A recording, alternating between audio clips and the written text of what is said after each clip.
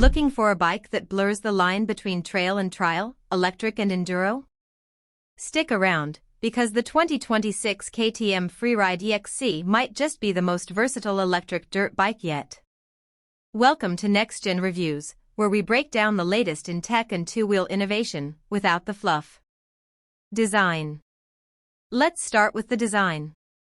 The 2026 Freeride E-XC sticks to KTM's minimalist philosophy but updates it with sharper lines and improved ergonomics. It's sleek, lightweight, and clearly built with agility in mind. At just over 100 kilos, it feels more like a mountain bike with torque than a traditional enduro machine. Performance. Performance-wise, KTM has stepped it up. The electric motor now delivers more immediate torque and longer peak power, making technical climbs feel effortless. Whether you're tackling tight single track or just playing in the woods, the throttle response is buttery smooth, and power delivery feels totally natural. Features and technology. Now, onto features.